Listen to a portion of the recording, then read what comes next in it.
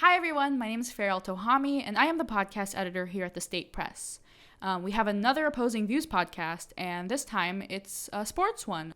It's actually our first sports podcast of the semester, but also our last podcast of the semester, so...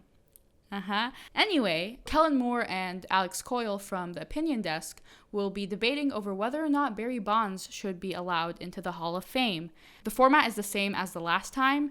Each speaker will have 2.5 minutes to make their opening statements.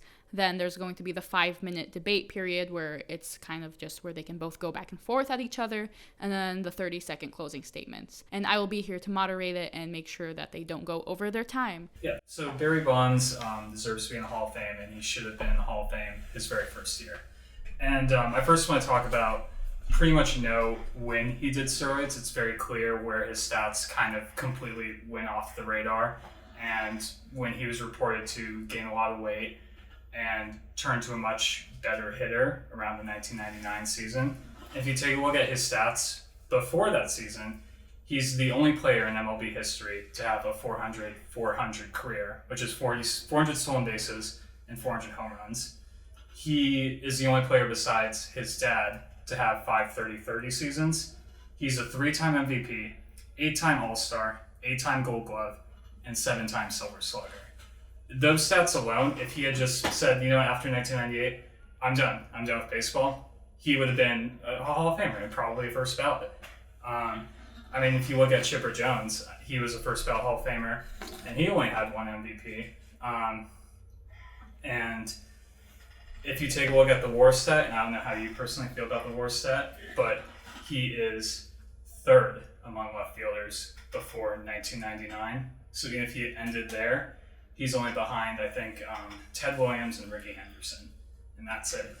I also want to point out that, yes, he did resort to using PEDs. That's unfortunate. Obviously, I don't support people using steroids, but rules are only effective if you enforce them. Bud Selig knew that this was a problem in the 90s, didn't really make any real effort to do anything about it. There was no real enforcement until 2004, which was near the end of his career.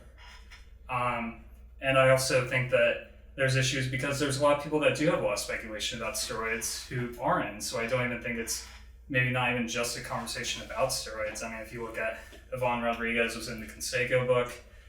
Mike Piazza, there's always been rumors about him doing steroids. David Ortiz will be on the ballot, I think, either next year or the year after. And everyone loves Ortiz. Are we going to put Ortiz in but not put Barry Bonds? Even though it was reported, but through private sources, that David Ortiz did steroids and tested positive. So I think that these are all kind of unfair to Barry Bonds if these guys can come in, but not Barry Bonds because for some reason he was the best at doing it. And Perfect. alrighty, I'll get your 2.5 minutes started up right now, Alex. So You make some good points there, but the reason that Barry Bonds should not be in the Hall of Fame, as you talked to at length, is his steroid use. You look at numbers, and the numbers before he used steroids are phenomenal. The numbers he used after he used steroids are phenomenal as well. Yes, he would have been a Hall of Famer if he ended in 1999 when is assumed that he started using steroids and extended his career to break records and all that stuff. But the idea of cheating the game of baseball, whether he had put this great career on the field already, but then he decided to cheat the game of baseball. He is the home run leader currently. Right now, baseball is without its home run leader and its hit leader in the Hall of Fame. Pete Rose also is banned from baseball and also not in the Hall of Fame. And it is because of what he did post-career. He did not do this during his career. He already had the numbers that are phenomenal and the numbers that are most hits of anybody, highest on-base percentage and all this stuff. And he ruined it after his career. He bet on baseball when he was a manager. He bet on baseball after he had done all these perfect numbers. Looking at the numbers, yes, Barry Bonds is definitely 100% a Hall of Famer. But due to him cheating the game of baseball, and we already have the precedent set that Pete Rose, who cheated the game of baseball when he was a manager, not a player, when he was a manager, that he then therefore Barry Bonds should not be in the Hall of Fame. Also, we have Shoeless Joe Jackson, a member of the Black Sox in the 1919 World Series, who had a very minimal role in the whole Black Sox scandal. Didn't want to be a part of it, but was caught in the crosshairs.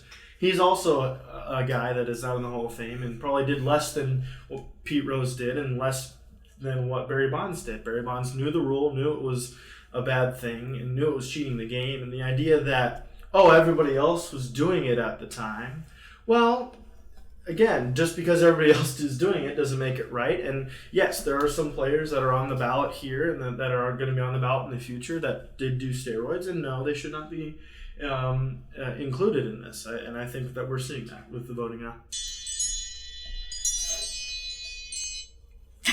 Okay, so we're going to move on to 5 minutes right now of you guys just discussing each other's points and dissecting what the other person said. So let me get that started up, and time starts now. No, I think that's a valid point about, like, he did cheat the game. I agree. I think what's different from maybe Barry Bonds or Pete Rose, I think Shoeless Joe Jackson should be in the Hall of Fame. I don't think there's a lot of conclusive evidence, but what separates Barry Bonds from Pete Rose is that Pete Rose knew what he was doing would get him a ban from baseball entirely, whereas the rules that were enforced with steroids were not clear. They were not ever really enforced, and Barry Bonds was never even tested positive through, the Major League Baseball testing him for steroids, and neither was Sammy Sosa. So if you're looking at hard evidence, we do know that Barry Bonds had steroids, but if you're looking at hard evidence for the MLB, there's not hard evidence. I do believe Barry Bonds, through a lawyer, did admit to steroids back in 2011, but he used the caveat that his trainer did it without him knowing, which who knows how true that is. But let me ask you this: what is worse, I guess, to you? Yeah. Cheating the game of baseball while you're number one, a player, and using steroids to further your talent, further your endurance, whatever. Cheating guys out of jobs, whether from you terrorizing them at the plate when they're on the mound, or just taking spots away from being your career longevity. Some guy that he's been in the minors for 10 years and is fighting to get the cusp, but we've got Barry Bonds for another 10 years, so why are we going to bring this guy up? Is that worse, or is betting on, which is very, very bad when you're a manager, betting for your team to win? Which is worse, and which cheats the game more, do you think? Yeah, I would say that if we're going off of what Pete Rose said, and that's that he was betting on his teams to win, I personally doubt that was just what he was doing. But I agree. But I do think that, I'll reverse the argument too, that just because he was only betting on his teams to win wasn't mean that he wasn't, trying to cheat around the game and potentially make his teams lose at some point. For example, if today's Thursday and I'm betting on Friday that my team's going to win, maybe on Thursday I put out all my worst pitchers. Right. Maybe I have all my worst players pay. So all my worst players play so that my best players are there for Friday. So in that way, Pete Rose is still cheating the game. I 100% agree with that. Yes, but it comes to the point where Barry Bonds was on the field, and you go into the Hall of Fame with what you did on the field. Yeah. And his numbers, no matter what percentage of the numbers were tainted by steroids, are always going to have the idea, Barry Bonds did steroids, so these numbers are going to be because of steroids. Yeah.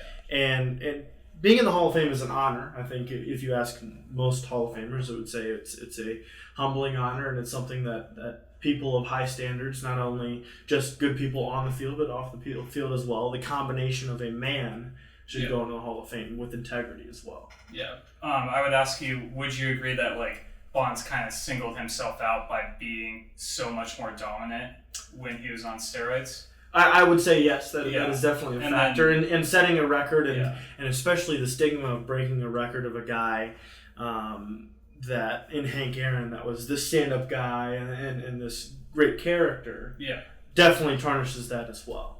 And but I guess my point too is that baseball already messed up. It did, definitely. I think that the writers who voted for Mike Piazza or voted for Ivan Rodriguez. Again, Ivan Rodriguez is literally in the Canseco book, and that's what people consider as something really good that like Right. really broke out the steroid scandal in baseball, and they voted those people in. Mm-hmm. And also like I forgot to mention, but Gaylord Perry, he was a pitcher during the 70s and 80s, admitted to using a spitball, which was illegal at the time, and he's in the Hall of Fame, and people don't really have a problem with that. So I think baseball and the Hall of Fame already messed up. They could have made a decision early, like we either let guys who did steroids in or don't let them in, Mm-hmm. and they decided to let people who did steroids in. So I just think because Barry Bonds was universally better than everyone, doesn't mean that he can't get in. I would say that we have the admission of guilt from the Bond side that makes it we know for a fact he did steroids. Yeah. Von Rodriguez, there's still this cloud around it. Mike Piazza, again, there's a cloud around it, and that's a little less of a thing than other guys that are on this list currently. And it's his 8th year on the ballot, and he's not raised as high as he can. And I think it's because he was so good, and he admitted it, and he was the most affected by using steroids. Sorry about that. Yeah. Oh, So I think we have 30-second closing statements. That's fine, Okay, so so 30 seconds. Alex, I'm gonna let you go first because Kellen went first. Yeah. At the very beginning. Mm-hmm. So your 30 seconds starts now. I think a final point that I would like to make, it was go back to my opening statements, would be Pete Rose not in the Hall of Fame because he cheated the game. Therefore, Barry Bonds should not be in the Hall of Fame because he cheated the game. And yes, it is terrible that baseball doesn't have its hit king and home run king in the Hall of Fame. But it's because they did something at the detriment of the sport. Now, if you're going to say we're going to let those people in, you got to let them both in. You can't just let Bonds in because everybody was doing it. Or vice versa with Rose. So yeah, I think that if Bud Selig, if baseball really cared and were really hard on steroids back in the day, they wouldn't have enabled it by not enforcing it, and also they very much profited from people using it like Mark McGwire and Sammy Sosa in the home run chase. So the same writers, the same people who were in awe at what these guys were doing are also in some ways the same people that are preventing them in the Hall of Fame. I think is a huge disservice to Barry Bonds. And on top of that, Roger Clemens and Sammy Sosa and Mark McGwire too. And for the State Press, I'm Farrell Tohami.